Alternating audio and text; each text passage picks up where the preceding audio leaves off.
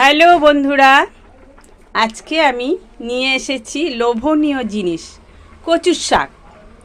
হয়তো কিছু কিছু লোক খান না, তবে যারা খায় তারা এর মর্ম বোঝে, জানে। তো আজকে আপনাদের দেখাচ্ছি আমি কচুর শাক রান্না। আমি তার জন্য নিয়ে নিয়েছি, দেখুন কচুর শাক। কাটাটা আমি দেখালাম না, আমি সিদ্ধ করে একেবারে আপনাদের দেখালাম। কচু শাক প্রথমে কেটে ভালো করে ধুয়ে আমি সিদ্ধ করে রেখেছি।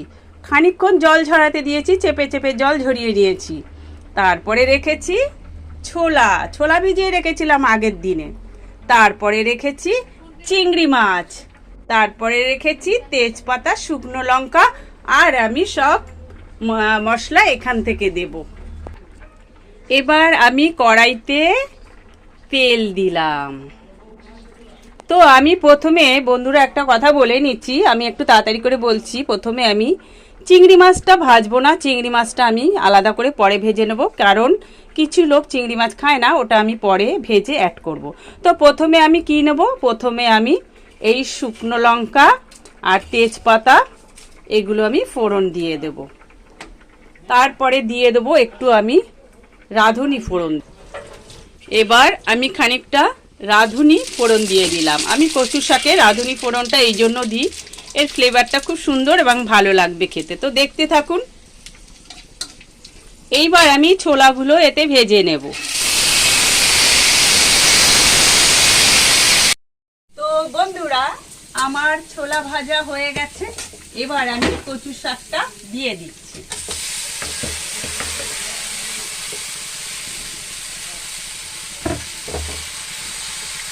তো কচু শাকটা দিয়ে খানিকটা নেড়ে ছেড়ে নিচ্ছি।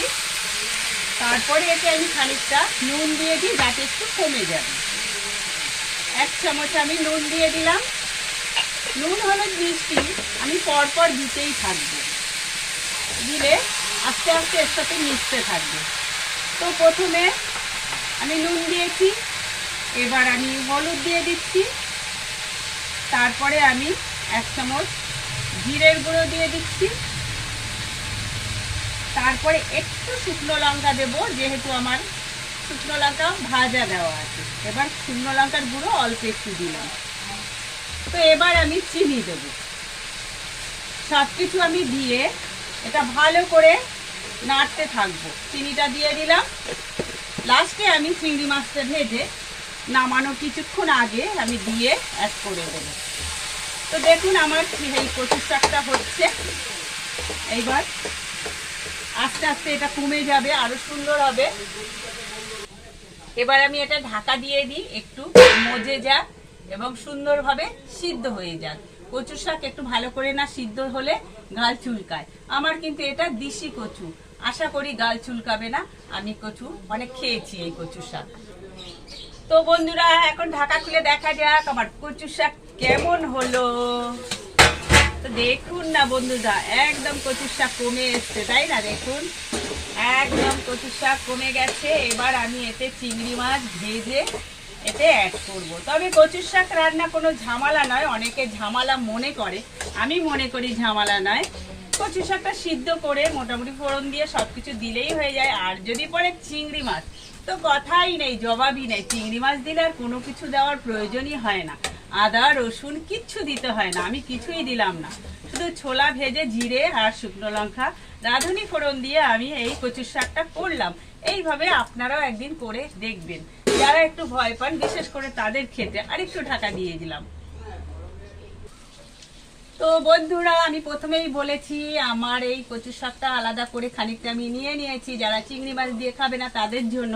আর আমাদের এই যে কচু শাকটা আছে, এই কচু শাকে আমি চিংড়ি মাছ দেবো। চিংড়ি মাছটা আমার ভাজা হয়ে গেছে, দেখো আলাদা কড়াইতে আমি ভেজে নিয়েছি।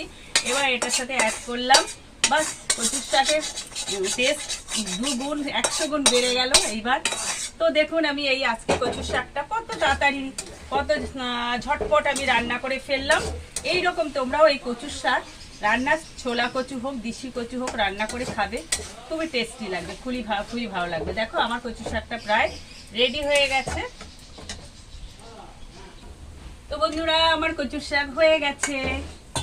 এই দেখো তোমরা, আমার চিংড়ি মাছ দিয়ে কচু শাক হয়ে গেছে। তোমরা ইচ্ছে হলে ইলিশ মাছের মাথা দিয়েও খেয়ে দেখো, আরো সুন্দর লাগবে। আমি একটু জাস্ট আমার নিজের বানানো গরম মশলা গুঁড়ো দিয়ে দিলাম একটু সুন্দর ফ্লেভারের জন্য। টাটা, গুড বাই, আবার আসবো অন্য ভিডিও নিয়ে।